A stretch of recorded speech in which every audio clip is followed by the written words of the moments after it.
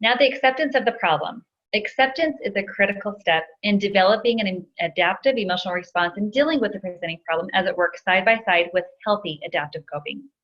Begin by accepting the problem for what it is. Acceptance is when one has become aware of a certain truth or reality, acknowledging what is and being okay with it.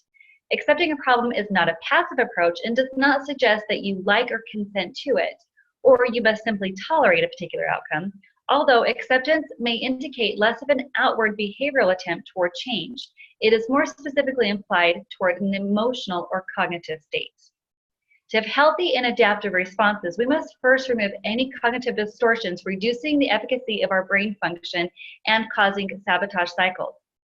Cognitive distortions are simply ways that our mind convinces us of something that isn't really true.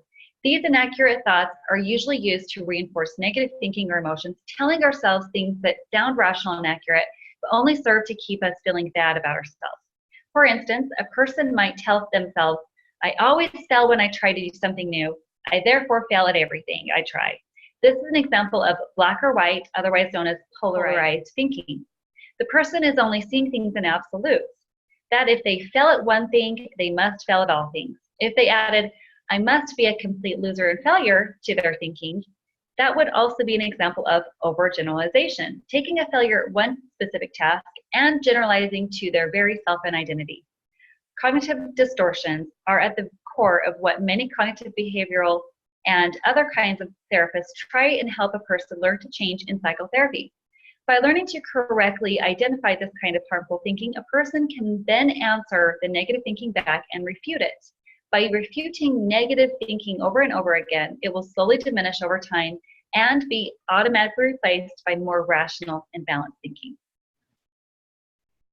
Awareness and acknowledging a problem always precedes healing transformation and is the first step to initiate change in the stages of change or trans-theoretical model.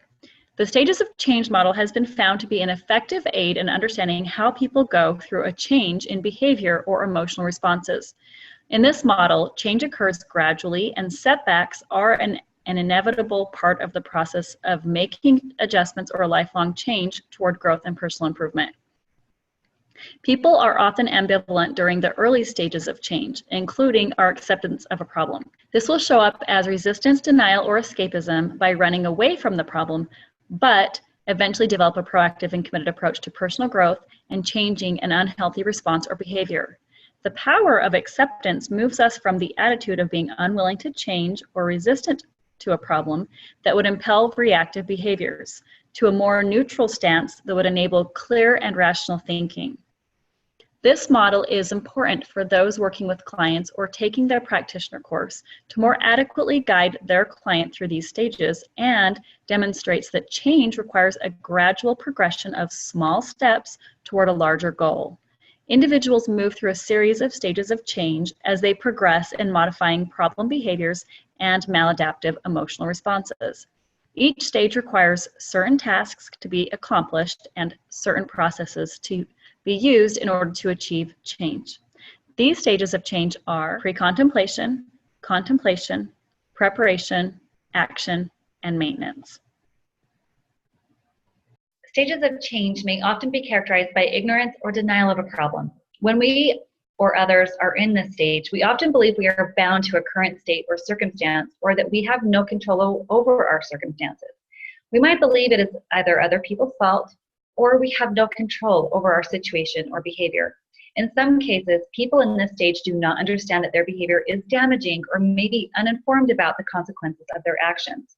During the pre-contemplation stage, people are not yet ready to consider change or give up the comfort of the familiar for something better, therefore improving the outcome.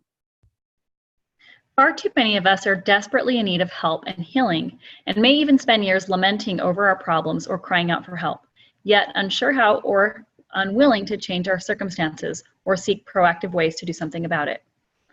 When doing so, we maintain the victim stance, typically due to rigid and stubborn behaviors, usually from inherited beliefs, such as avoidance or denial, rather than accepting or confronting the truth. When the cost is too high, it could motivate the need for change. Pain is a powerful teacher. We have all witnessed the efficacy of first demonstrating the desire and a willingness to change, and Once we can admit there is a problem to address, we can then move into solutions effectively and discover helpful resources to support the healing process. Otherwise, we are guaranteed to remain stagnant, powerless, and unhappy. If we never acknowledge or accept what we're doing to contribute to the problems in our lives, we're bound to keep repeating them.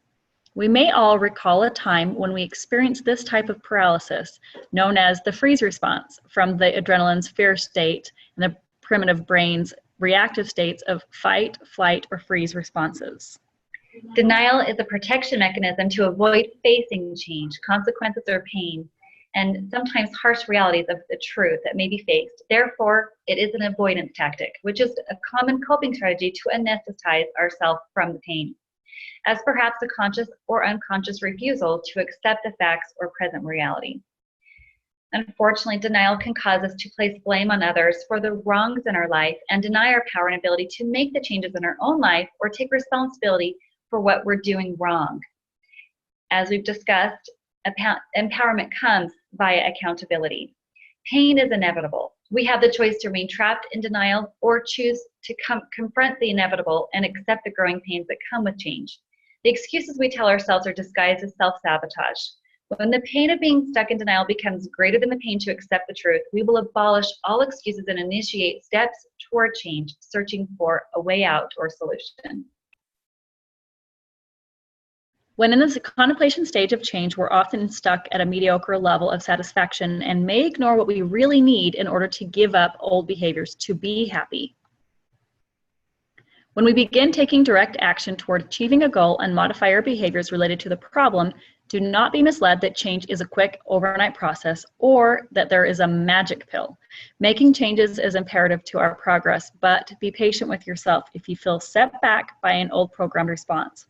Growth is a step-by-step process. Although generational healing is the shortcut approach to addressing inherited beliefs and core issues of the soul or psyche.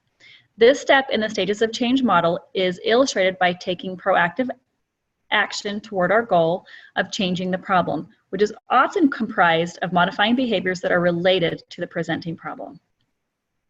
Behaviors related to the problem may very well be learning to stand up for yourself by conducting yourself in a manner that is more assertive with others, no longer rendering yourself powerless to them.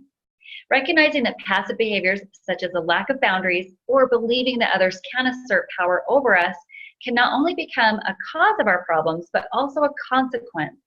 Even if we feel we are not the one to blame, we always have the role we played that contributed to the problem and can own our part and make appropriate modifications. This is not only corrected at the behavioral level, but primarily at the belief system level. Each of these definitive steps are vital to our success, and the reinforcement of support, rewarding, and acknowledging oneself is helpful to maintain positive steps toward change. Maintaining healthy emotional responses and accountability for our behaviors will create sustained change. Maintenance also requires self-care and is an expression of taking action toward practicing and demonstrating positive change and love for oneself. Maintenance also requires self-care and is an expression of taking action towards practicing and demonstrating positive change and love for oneself.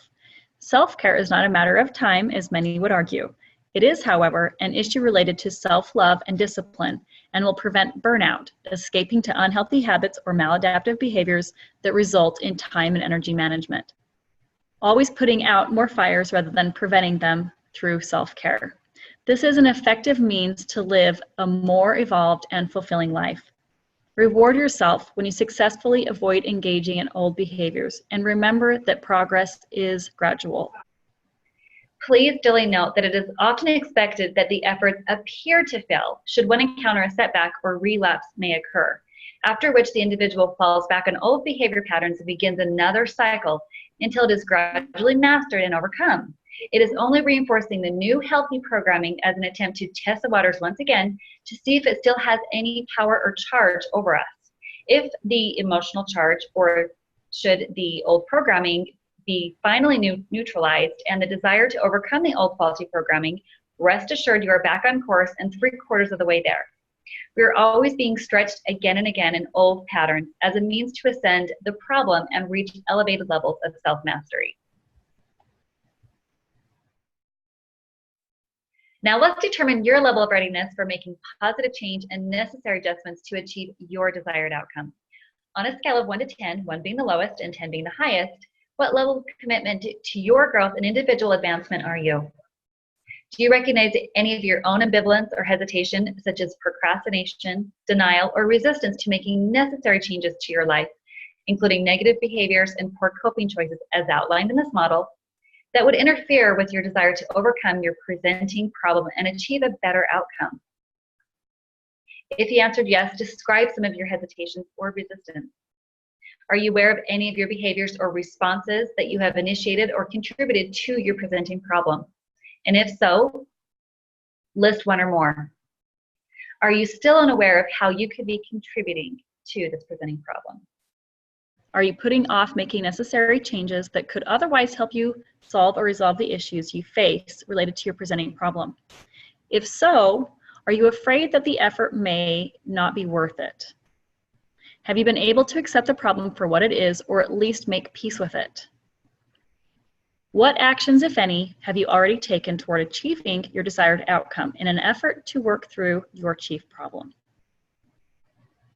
What good are you resisting in your life by holding on to any rigid or limiting beliefs associated to your presenting problem?